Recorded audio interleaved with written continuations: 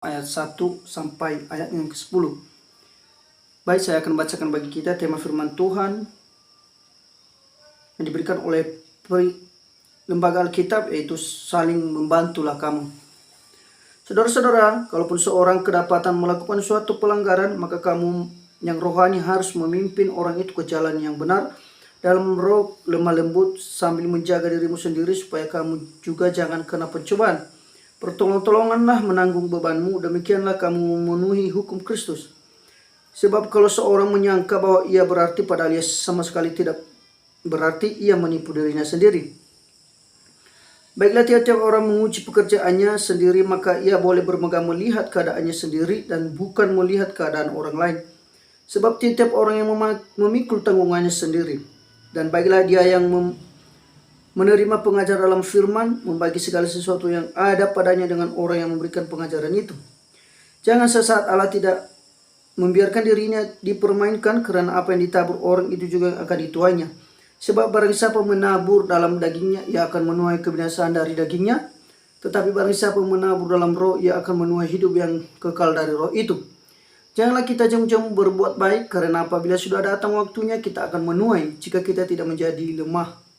Karena itu selama masih ada kesempatan bagi kita, marilah kita berbuat baik kepada semua orang, tetapi terutama kepada kawan-kawan kita seiman. Demikian saja pembacaan firman Tuhan pada malam hari ini. Bapak Ibu Saudara terkasih dalam nama Yesus, kalau kita perhatikan dalam ayat ini, bahwa Rasul Paulus memberikan teguran atau nasihat kepada orang-orang yang ada di jemaat Galatia atau jemaat itu sendiri. Nah, Bapak Ibu Saudara terkasih dalam nama Yesus Kristus, teguran Paulus ini adalah mengarah kepada penyimpangan-penyimpangan yang terjadi di jemaat Galatia, penyimpangan ajaran-ajaran yang sesat. Maka Rasul Paulus prihatin akan hal itu, maka dia memberikan teguran, nasihat bagi jemaat-jemaat yang ada di Galatia supaya tidak mudah menerima pengajaran-pengajaran yang dari luar yang tidak berkenan kepada Tuhan. Itu Bapak Saudara yang terkasih, teguran ini juga diberikan kepada jemaat yang ada di Galatia.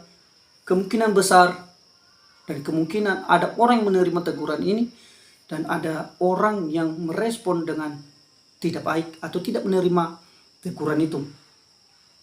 Nah, saudara terkasih, yang pertama itu adalah orang yang menerima adalah orang yang sadar akan kesalahannya, orang yang mengerti dan memahami akan siapa dirinya dan apa yang telah diperbuatnya, dan berduka cita atas persoalan yang dialaminya, atas dosa yang diperbuatnya, maka dia kembali bertobat dan hendak memudahkan Tuhan. Nah, yang kedua Bapak Ibu Saudara, yaitu kelompok yang jatuh dalam kesalahan tersebut namun tidak menyadari akan kesalahannya, tetapi tetap berpegang dengan kesalahannya dan tidak mau mendengarkan dan berpegang dengan persoalan yang dialaminya dan terus menerus dilakukannya. Nah, Bapak Ibu Saudara terkasih dalam nama Yesus Kristus, di dalam persoalan ini juga Paulus tidak ingin bermegah atas kejatuhan orang lain. Justru orang yang jatuh karena rohaninya kuat, maka dia yang rohani harus mampu menunjukkan kasih terhadap saudara-saudari yang jatuh. Pada dalam persoalan ini Bapak Ibu Saudara terkasih, kita yang rohani, kita yang beriman, kita harus bersikap menolong bagi orang-orang yang jatuh di dalam dosa atau di dalam kesalahan. Sebagai kita orang yang berkualitas rohaninya, kita harus menopang mereka yang jatuh di dalam dosa. Justru di dalam hal ini, sebagai orang Kristen yang berkualitas, orang Kristen yang sejati itu harus memiliki karakter yang meladani karakter Kristus. Untuk saudara yang terkasih, salah satunya adalah poin yang pertama yang harus kita tanamkan, yang harus kita ingat dalam diri kita, yaitu jangan kita menghakimi saudara kita yang jatuh. Jangan menghakimi saudara kita yang jatuh. Nah, kadang-kadang kita sebagai orang percaya, karena kerohanian kita sudah mantap, sudah kuat, sudah berpegang teguh dengan ajaran Tuhan, maka ketika kita melihat orangnya jatuh, maka kemungkinan dan akan kita lakukan adalah menghakimi mereka dengan keras, dengan kesalahan mereka, dengan persoalan mereka. Tetapi saudara yang terkasih, firman Tuhan mengajarkan kita, jangan kita menghakimi, tetapi kita harus membantu mereka, menegur mereka dengan lemah lembut, dengan penuh kasih, dengan penuh pengertian yang daripada Kristus. Karena kemungkinan kita yang rohani pun suatu saat akan jatuh. Kemungkinan kita yang dekat dengan Tuhan, kemungkinan suatu saat kita akan mengalami kejatuhan. Nah, untuk saudara yang terkasih, sebagai orang yang berkualitas, orang yang mengenal firman Tuhan, jangan kita menghakimi orang dengan kesalahan. Jangan kita menegur dengan kekerasan kita, dengan sesuka hati kita, dengan kemauan kita, supaya orang itu menerima teguran kita. Tetapi tidak, saudara yang terkasih, kita itu harus, yang rohani itu harus memimpin mereka dengan lemah lembut, menegur mereka dengan kesalahan mereka. Suatu saat akan kita alami keadaan seperti ini, kita akan mengalami persoalan ini, kita akan jatuh. Nah, untuk saudara yang terkasih, sebagai orang, sebaiknya kita mengampuni mereka, mengangkat mereka dari kesalahan mereka. Ini adalah suatu sikap yang meneladani Kristus. Ketika saudara seiman kita jatuh, kita harus ada bersama mereka, membantu mereka, dan menegur mereka dengan lemah lembut. Yang kedua, saudara yang terkasih, kita juga harus menyadari diri kita bahwa kita juga lemah dan bisa jatuh. Yang kedua, kita sadar diri dan kita akan jatuh juga. Nah, itu saudara terkasih dalam nama Yesus Kristus, untuk menjadi seorang yang percaya itu, kita harus sadar diri kita dan tahu diri siapakah kita sebenarnya. Kemungkinan dan otomatis pasti suatu saat akan kita jatuh. Dalam hal ini, saudara terkasih, Rasul Paulus mengingatkan kepada jemaat Galatia agar menyadari diri atas kelemahan mereka, sadar diri siapakah mereka di hadapan Allah. Kenapa Paulus mengatakan sedemikian, saudara? Paulus juga pernah mengalami hal demikian dalam kejatuhannya, dalam keberdosaannya, dalam masa lalunya yang begitu kelam. Kalau kita bandingkan di dalam kehidupan kita sekarang, tidak ada seperti seorang Paulus yang menganiaya orang-orang percaya, menganiaya orang Kristen. Tapi dia sadar diri, walaupun dia sudah dipakai oleh Tuhan, dan dia menyadari diri bahwa dia lemah, dia akan jatuh. Dia tidak bermegah dengan apa yang dia alami sekarang. Dia tidak bermegah dengan pilihan Allah terhadap dirinya, tetapi tetap merendahkan diri atas kelemahan-kelemahan yang dia alaminya.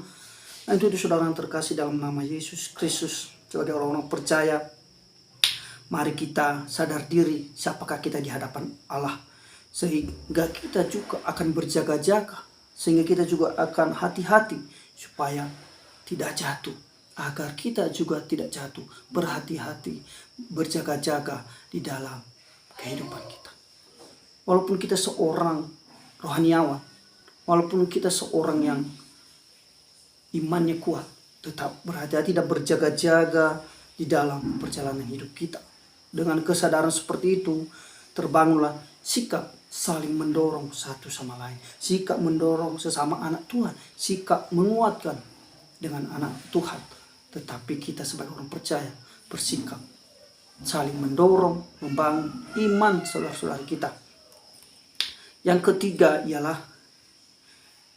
tidak menilai diri dengan standar manusia, melainkan firman Tuhan. Yang ketiga, tidak menilai diri dengan standar manusia, tetapi sesuai dengan standar firman Tuhan. Nah, Bapak Ibu Saudara yang terkasih dalam nama Tuhan Yesus, penilaian diri kita disebabkan karena apa? Penilaian diri kita disebabkan karena kesombongan kita. Penilaian akan hidup kita disebabkan karena kecongkakan kita. Kita merasa diri paling benar, kita merasa diri paling tahu, merasa diri tidak ada orang lain selain kita. Tidak ada orang lain semampu saya. Hanya saya yang mampu melakukan ini. Hanya saya yang bisa melakukan ini, melaksanakan ini. Itu akan timbul kesombongan dalam diri kita, sehingga kita merendahkan orang lain, sehingga kita tidak menganggap orang lain itu tidak ada apa-apanya. Begitulah kita ketika kita sudah menilai diri kita dengan standar kita, dengan penilaian kita, dengan kemampuan kita menilai diri kita bahwa kita mampu untuk melakukannya, untuk melaksanakan segala sesuatu. Tapi saudara, mari kita sadar diri bahwa segala kemampuan kita itu berasal daripada Tuhan. Segala yang kita lakukan itu adalah sesuai dengan kehendak Tuhan. Untuk saudara kita merendahkan orang lain, di mata kita itu tidak ada selain kita yang mampu untuk melakukan itu. Tapi saudara yang terkasih, untuk itu mari kita menyadari diri kita bahwa Tuhan yang memampukan kita melakukannya, segalanya memampukan kita melakukan itu. Yang keempat, saudara yang terkasih, merendahkan diri dan menerima firman Tuhan karena kesalahan. Yang keempat, menerima teguran dengan rendah hati karena kesalahan. Nah, itu Bapak Saudara yang terkasih dalam nama Yesus Kristus. Kesalahan dan hormat kita kepada yang menegur dengan kasih itu adalah sesuatu yang baik.